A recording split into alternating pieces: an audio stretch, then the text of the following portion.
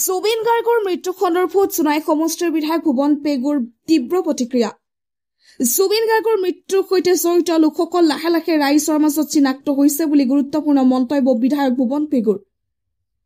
সোণাই সদৰৰ এখন GST সঁচাকথা সভাত এই মন্তব্য বিধায়কগৰাকীৰ। জুবিন গাৰ্গৰ মৃত্যুৰ সৈতে জড়িত মূল অভিযুক্তসকল লাহে লাহে অসমৰ ৰাইজৰ মাজত চিনাক্ত হৈছে বুলি মন্তব্য বিধায়কগৰাকীৰ। জুবিন গাৰ্গৰ মৃত্যুৰ সময়ত তেখেতসকলে সকলো দেখাৰ পিছতো জুবিনক মৃত্যুৰ মুখলৈ ঠেলি দিয়াৰ নিচিনা হৈছে বুলি মন্তব্য বিধায়কগৰাকীৰ। তেওঁলোকক চৰকাৰে কঠোৰৰ পৰা কঠোৰতম শাস্তি প্ৰদানৰো দাবী। ইফালে চৰকাৰে তেওঁলোকক আইনগতভাৱে শাস্তি প্ৰদান কৰিলেও তেওঁলোকক যুগে যুগে অসমীয়া জাতিয়ে ক্ষমা নকৰে বুলি মন্তব্য কৰে বিধায়ক ভুৱন পেগুৱে।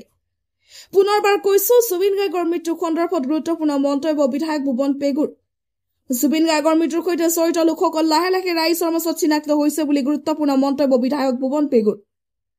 সোণাই সদৰৰ এখন GST সঁচাকথা সভাত এই মন্তব্য বিধায়ক ভুৱন পেগুৰ। জুবিন গাৰ্গৰ মৃত্যুৰ সৈতে জড়িত মূল অভিযুক্তসকল লাহে লাহে অসমৰ ৰাইজৰ মাজত চিনাক্ত হৈছে বুলিও মন্তব্য বিধায়কগৰাকীৰ। জুবিন গাৰ্গৰ মৃত্যুৰ সময়ত তেখেতসকলে সকলো দেখাৰ পিছতো জুবিনক মৃত্যুৰ মুখলৈ ঠেলি দিয়াৰ নিচিনা হৈছে বুলি মন্তব্য বিধায়কগৰাকীৰ। তেওঁলোকক চৰকাৰে কঠোৰৰ পৰা কঠোৰতম শাস্তি প্ৰদানৰো দাবী।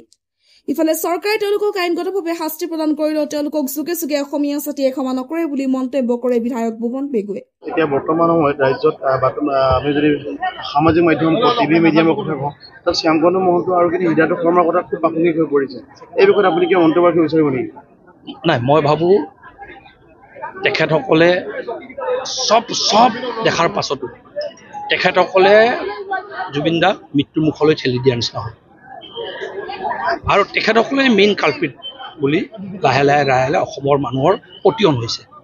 এনে পৰিস্থিতিত মই ভাবোঁ আইন আৰু সংবিধানৰ ব্যৱস্থাৰ মাজত যি শাস্তি হয়, কঠোৰতম শাস্তি অসম চৰকাৰে প্ৰদান কৰক, আইনে প্ৰদান কৰক। কিন্তু অসম চৰকাৰে কঠোৰতম যি শাস্তিয়ে প্ৰদান নকৰক নালাগে, যুগে যুগে অসমীয়া জাতিয়ে তেখেতসকলক কিন্তু কেতিয়াও ক্ষমা নকৰে।